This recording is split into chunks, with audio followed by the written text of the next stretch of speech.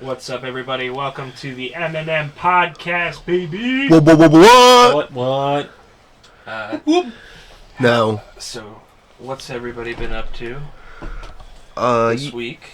So, last weekend I hit Tournament of Death, and how was that? What about what? Nothing. But I'll keep my mouth shut. It was good. Exploding barbed wire bats. The main event was a fatal 4-way with the barbed wire ropes instead of the rings, and glass tables and barbed wire surrounded every side. It was really fun. It was dreary. It was cold, but we paid $30 for tickets to sit there. No, it was not bad at all. Well, and the rest delayed, right? Like from the last one? Like 2 weeks ago. But the wrestlers are just walking around after their matches and stuff, all bloody. That's cool. My girlfriend's chair got used as a weapon. I have it still in the trunk. It's got blood all over it now, so I think I'm going to keep it as a memorabilia. Yeah. But other than that, you guys hit Monster Mania today, didn't you? Yep. I did it by myself yesterday. I wanted to do 2 days because this was the last one in Hunt Valley. I think they're planning on moving it to the Inner Harbor.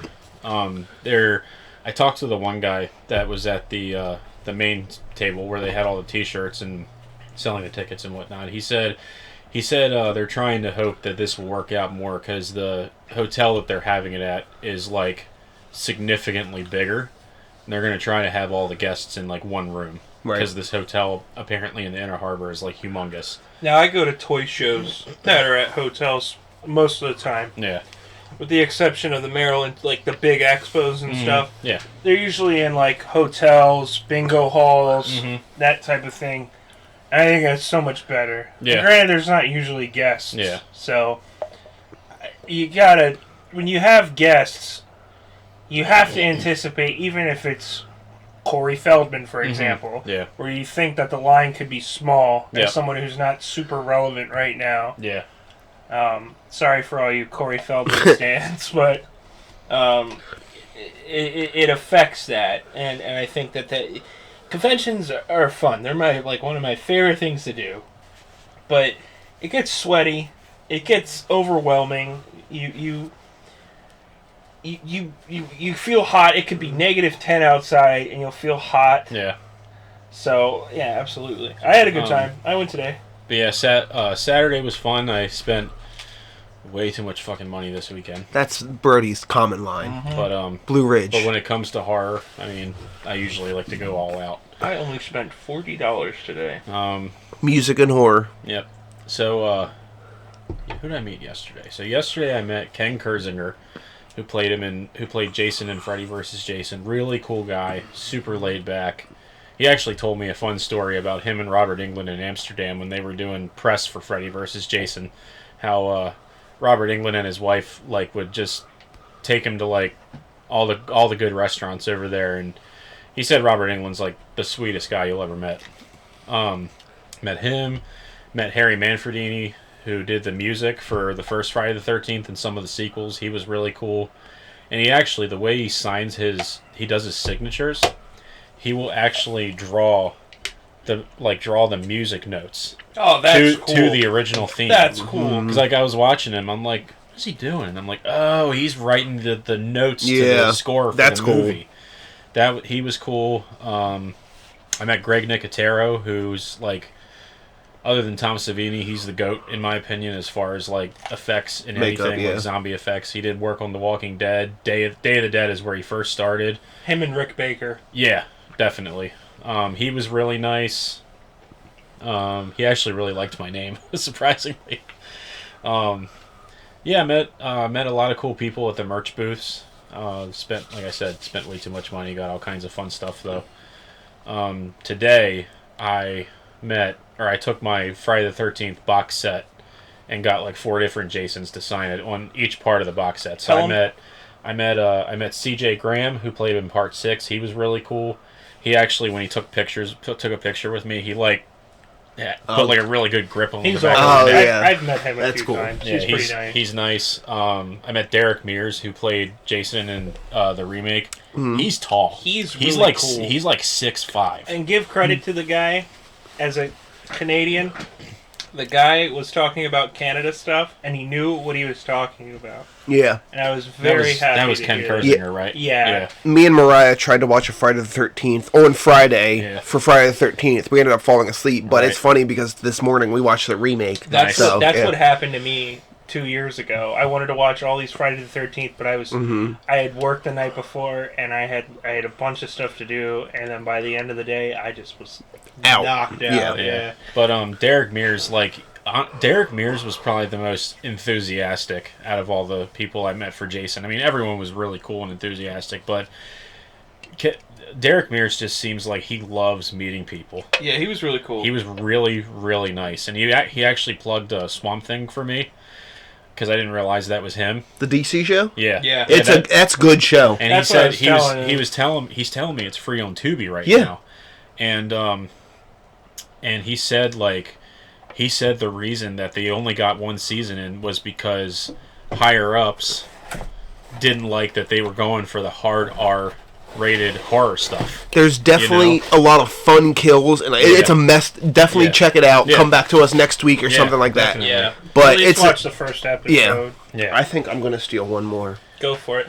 Sorry for everybody. We're eating pizza. It's not ASMR. We've been busy today. Yeah, we literally just got Brandon just got off work, I think, and we literally just got. Stole my plate. Did I? Yeah. No, this was my original one. Oh, I stole your plate. Yeah. My apologies. But yeah, Seth and I just got back from Monster Mania, so technically they're all my plate. We literally just got a pizza on the way back. Shout out to Santini's in Aberdeen. They make a great pizza. If you ever been there. If there's one thing I know, it's pizza.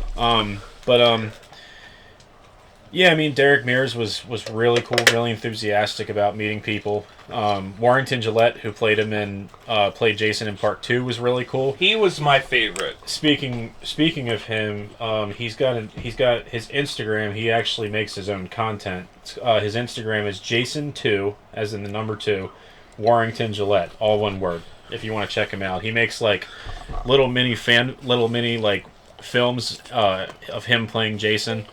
And he actually showed us one video where he was playing Jason and he's riding a horse, and he's like, "Yeah, I'm the only Jason to ever ride a horse." That's cool. I'm gonna have to check that out. See them. Then of course I got Ken Kersinger.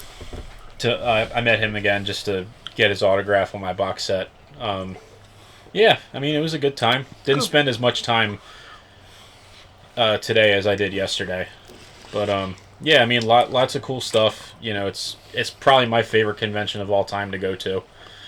Because, I mean, every time I walk into that building, it's like, I'm home, you know? I always enjoy going to those because you're among people that like the same stuff you do. And like I said, that's the one thing I like about Monster Mania compared to, other conventions I've been to. I could be waiting in line to meet somebody and just talk about random stuff with people in line for 20 minutes, you know, because everyone's there for the same thing. Everyone there loves horror, and that's the golden feeling around this concerts behind cons behind all these things. You're showing up there, and especially the root of those, especially conventions, because it's all stuff that, I used this example, as crazy as it is, when I was talking to Brody about this.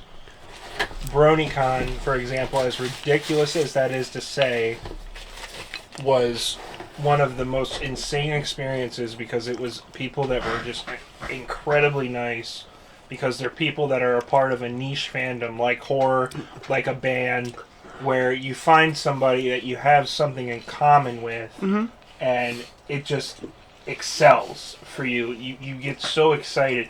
I saw a guy walking around with a Ghostbusters. It was full decked out. I saw so much Ghostbusters stuff, and it was amazing. And just, you see all these cool cosplays, and I mean, it's no different than any other convention. It is so much fun. There was a couple that were dressed up as Krampus, and they were all out. They had the horns, the coat, the bells, the boots. I mean, it was incredible. There was a kid wearing Michael Myers mask, and he was Shawn Michael. So he was dressed as Shawn Michaels with a He had Michael Myers mask. He had like Shawn Michaels ring gear on, but he had like the Michael Myers mask. Oh, that's awesome. Which is Yeah, cool. it was cool. I saw a little kid. It was really cool. There was a little kid with a little Deadpool plushie. He had to be like 2, and he was like holding it like close. And I'm just like, that's so crazy for me to think that like Deadpool was there. But it was fun. I enjoyed it. I always enjoyed Monster Mania. I think I've been to 4. I think this is 4 or 5. I think this is like my third or 4th one, something like that. It has to be 4 because I only went to 1 without you. Mm-hmm. So, it was fun. My convention I go to every year pretty much is Too Many Games. I've been going to that since I was like 14. This past year was really expensive though. I went, but it was fine. But yeah, I mean, you guys want to get into top 5? Sure. Yeah, I haven't done it. I didn't do anything exciting over the past couple days except Monster Mania, and I got a Friday the 13th tattoo. Got a Misfits tattoo. One of my favorite bands.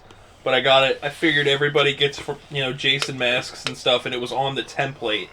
And I was like, you know what? I think that'll be cool with the association they have with Friday the 13th in the sense that they have, songs and merchandise with Friday the 13th on it. They have the one EP that like, it's the their logo. Yeah. Their what's his name? He's got a name. Yeah, I can't. Oh, does he? Yeah, it's based off of a movie. Yeah, it's based off of an old movie, but I'm horrible at but that stuff. they had an EP where it was the face, but like it was the hockey mask. Yeah, that kind of stuff. I love it. But yeah, let's get into the top 5. So today's top 5 is sounded like the Watch Mojo girl. Today's top 5. Today's top 5. Welcome to. I'm not gonna do that. Yeah. WatchMojo.com. So since we did without sequels, we're doing with sequels. Now, horror sequels there's usually no in-between sequels. It's usually horrible or awesome. Yeah. And we were counting this as we did remakes, so I tried to avoid remakes. And I think I'm making it like a rule.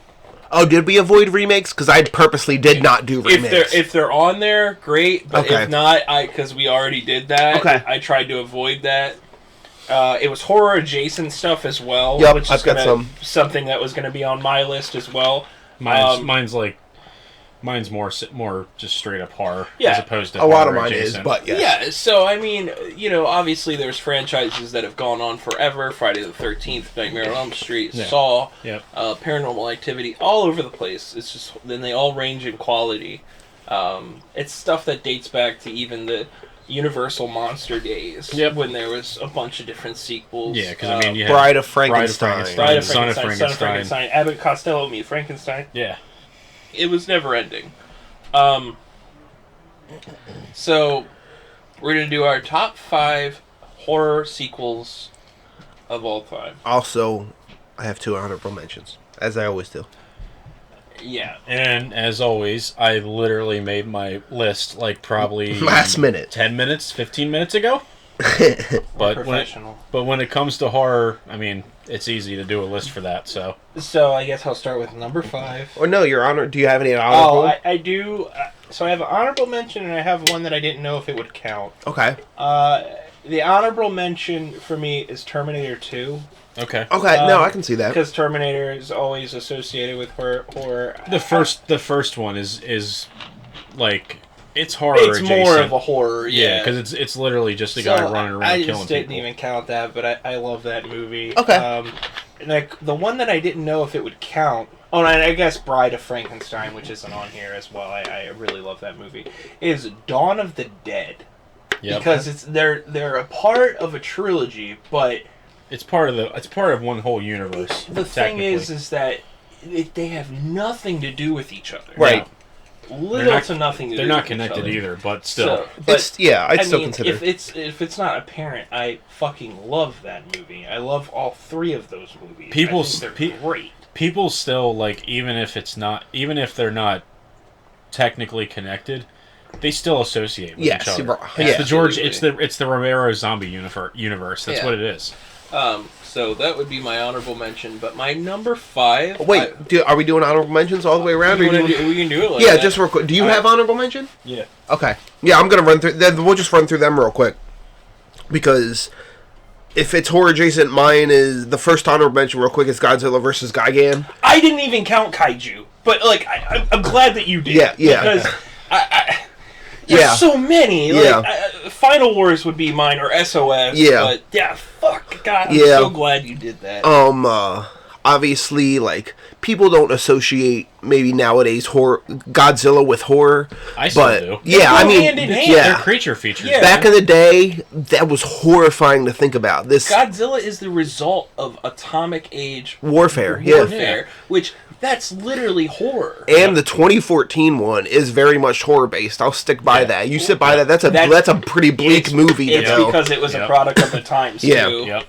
But other than that, Godzilla, I mean, it's goofy. Like, you got the cockroach aliens trying to take the form of humans, and they enlist Gigan and King Ghidorah to take out the whole planet, and Godzilla and Anguirus fight them off. I love that one. But, yeah, it's one of the originals I've seen. It's probably one of the first Godzilla movies I saw. It came out in 1972. Yeah. Yeah. They played it a lot on TV. But my other honorable mention is, it's funny, I saw you looking this up, 10 Cloverfield Lane. It's a good one.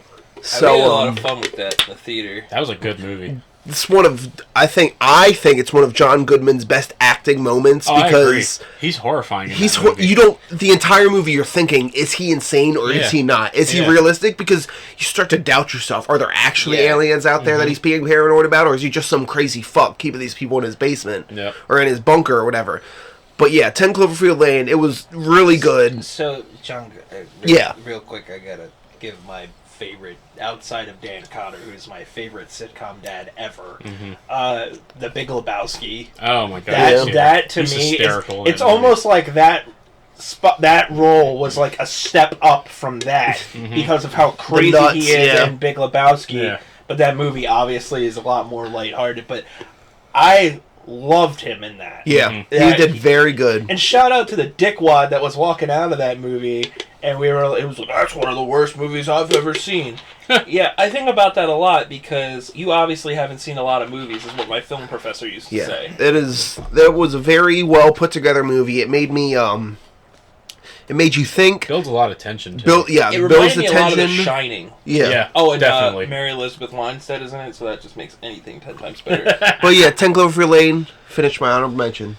So my honorable mention is, and this was really hard to put on my honorable mention, but the other movies on my list I just like a whole lot more. So my honorable mention is Nightmare on Elm Street Part 3, Dream Warriors. Wow. Now, sacrilegious. I know I'm going to get a lot of heat for that. It's it's one of the best horror sequels of all time. But as I sit below my Nightmare 3 poster. Yeah, exactly. But fucking shrine. But it's just I don't know. Like I really love it, but it's it doesn't top the other movies on my list. Yeah, I still love it though. I mean, it's amazing. I mean, that's when Freddy starts becoming comedic, and I think that was the best he was. Welcome to primetime, bitch. Yeah. Oh my god. What's wrong, Joey? Feeling tongue-tied? The part where he has them and their veins. The puppeteer, he walks them to the end. Yeah, I don't have that movie on my list intentionally. Yeah, because it would have been too easy. Yeah, and I avoid the big franchises because I want you guys to talk about them. Yeah, as much as I love them. Yeah, I don't want us to beat a dead horse. Right. Yeah, I try to go around. Yeah. I wanted to talk about that real quick because the part with the veins has always made. Yes. Oh yeah. And plus, without a doubt, that's my favorite horror movie sequel of all time, but it's not on this list. I mean, I know it sounds like cliche and basic, but my favorite line is "Welcome to Prime Time, bitch." That's probably my favorite. You can't get better. You can't get any better than that. Yeah. But yeah, it's just a fun movie. I mean, Dokken did the soundtrack, which is even cooler. Kick-ass soundtrack. Oh, I have that cassette. The video is even better. Even as Don Dokken's a dickhead.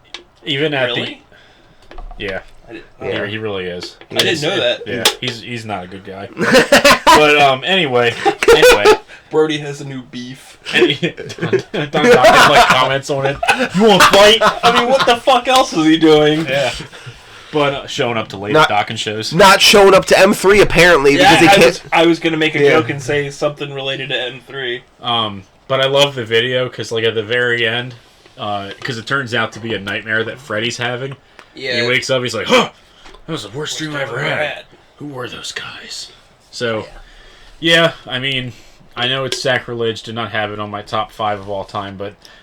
The other movies on my list just trump it. I said sacrilegious like it was going to be on my list, but I like I said, I intentionally didn't do it because I avoided that one too. Everybody knew it was going to be on mine. To say one last line though, it still is one of the best horror sequels ever made. Yes, without it. 100%. I would say that it's like that one is not my. It's like Return of the Jedi and Empire. Mm-hmm. It's like I like Empire more. Empire is the better movie, but Return of the Jedi is still really good. It's like Nightmare on Elm Street. A New Hope. I know. Yeah, not getting into that, but that could be a whole topic in itself. Yeah, right. Nightmare 1 and 3, I always go back and forth. Yes. Indiana Jones is a better example for that. Yeah.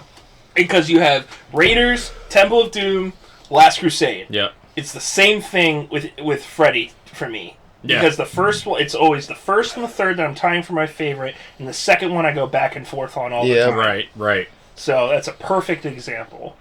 Okay. So my number 5, you're going to be mad and you're going to be happy. Halloween 3 Season of the Witch. Hell yeah. Hell yeah. I think you need to rewatch it. You do. Because I probably do. Think of it as its own movie. Do not think of it as a Halloween movie. Originally, John Carpenter wanted to do... He didn't direct 2, right? He had nothing to do with 2, right? No, he wrote the script for it. That's about it. Rick Rosenthal directed 2. I know he's not a big fan, but... He literally wrote that, like, while... Little side story. He literally wrote that with a 6-pack of Budweiser. Yeah, I believe it. So, 3 it's more of a passion project for him that he wanted to do an anthology series of everything that could happen on Halloween, which is an amazing idea. Which is, I was thinking about this earlier. It almost makes me think if that was the precursor to Trick or Treat. Yeah, because it's almost like the same concept. I can see that. Yeah, but for those of you who don't know, it's a Season of the Witch because it's about. It's more relevant now than it was then. Yep. There's this evil corporation, and they are trying to just take over everything, and they're hypnotizing kids to buy these masks, and it's a commentary on mass commercialism, and they want to warp these kids' minds, and it's just, there's it's like an Amazon type company, and they have all these things I can't even get into too much without spoiling it. But there's some great effects, some great music. Yes. And it just makes me think of Halloween with those 3 masks. And I mean, all I have left to say is Silver Shamrock. I'll get in. Yeah. I haven't seen that movie in probably 17 years. Well, we're gonna pick a night before the month ends to sit down. And watch I really think you need to rewatch it. I think you'll really like it as its own movie. Right. I have never. James Rolfe said this, and I agree with him. I have never once heard somebody complain about that movie. Yeah. That Michael Myers isn't in it, even though technically he is in it. Yeah. And when they at one point there's an ad for the original movie at the bar, which there's little cool things with that, with the music and that. But Halloween 3 Season of the Witch, I wanted to be the surprise one for everybody because I know everybody hates that movie, and I really love it. So go ahead. All right. My number 5 is Terrifier 2. I knew that was going to be on there. I expected it to be higher. So they took everything from the first and absolutely amped it up. Oh my goodness, yeah. The violence, the kills, everything, like Art the Clown becoming an iconic character. I mean, he's right up there with Jason and Michael. Yeah. The big it's four, skyrocketed. Yeah, with him putting on the sunglasses and smiling in the store, or using the guy's head to deliver candy to them kids. Terrifier 2. They're almost vastly different movies, because the first one isn't so much as focused around the violence and the gore and stuff like that. It's art being art. Yeah. Because, in the first, he writes with his feces on the wall in that restaurant. Yeah. And, I mean, the kill that sticks out to you is obviously the saw down the middle of the lady. Mm-hmm. But in the second one, it's almost like there's so much to digest between the violence. Yeah, there's definitely a lot more kills. Yeah, it's almost like Texas Chainsaw, where you expect so much more violence in the first one, and there's not as much as you think. Yeah, he definitely upped his ante as one of the best killers, at least out there for me. He's got a personality now. He's got the violence behind his kills. Oh, yeah. And he's getting dumb popular. Yeah. That's what I was saying. This movie has skyrocketed in way more than I thought it would. And shout out to my boy, the GOAT, Chris Jericho, in the post-credits scene. The whole movie, I'm sitting there like, I know he's in this movie. Where the hell is he? And then he's in that post-credits scene. Yeah. But, I absolutely love the first one. But being me, I loved how amped up the second movie was. Yeah. The violence, the gore. I mean, its budget was... I'm amped up, Cole. But I digress. The budget for Terrifier 2 was only $250,000. It made back $15.4 million. Oh my god. Yeah. So the third one's gonna drop. I'm gonna go see it day one. Obviously, it's gonna be fantastic. Day one is H. But Terrifier 2, my number 5. Yeah, I expected that to be way higher. Oh, and one more thing about Terrifier 2. The other thing is, like, when I heard it was gonna be 2.5 hours, I'm trying to think, like, I was a little skeptical just because, like, any slasher that's more than an hour and 40 is a little much. And there are moments... I'd even say the remakes of Halloween 1 and 2, like, they're 2 hours. They drag a little bit. But, I mean, Terrifier 2, it's 2.5 hours and it doesn't let up. You know? There's always something going on. So, like, there are moments in that movie where it does get a little too campy. Yeah, And without getting into it, yeah, I had very minor nitpicks with that movie, but I overall did really like it. Yeah. Terrifier 2, my number 5. My number 5 is Scream 4. Oh. I really Motherfucker! love Scream. Is that your 4. next one? No, I was thinking about putting that on there, but I was like, man, I'm gonna get shit for Scream 4. Well, the thing is, like, I really love Scream 4 mainly because of the characters. I mean, Kirby. I mean, I fell in love with Hayden Panettiere because of that movie. Because, I mean, she's beautiful and she's a horror nerd in that movie. I mean, what more could you ask for? You know. Kieran Culkin is my boys in that. But yeah, Kieran Culkin is in it. It's just a really good. It's just a really good sequel because I mean some of the lines in it from Ghostface, like one of my favorite sequences is in the very beginning when he's talking to the blonde on the phone, and he's like what?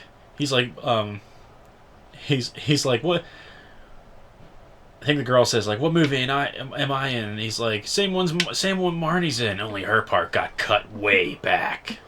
And he's like, "You're the dumb blonde with the big tits. Yeah. We'll have some fun with you before you die." That's like one of my favorite lines in the movie. Scream 4, I feel like revitalized the series to give us 5 and 6. Because like Scream 3, I like Scream 3. There's not really a bad entry in the franchise. No. But it's the weakest link. But it is the weakest link, and I think Scream 4 definitely revitalized it. For that franchise to be as big as it is and only have the worst one being like still pretty decent is something to behold. Yeah. And like Scream 2 was like my favorite sequel for a long time, but like the more I watched Scream 4, I don't know. I love all the characters in it. Not having that on this list was very hard. Yeah. That and Zombieland 2 I kept cycling back and forth on. Yeah.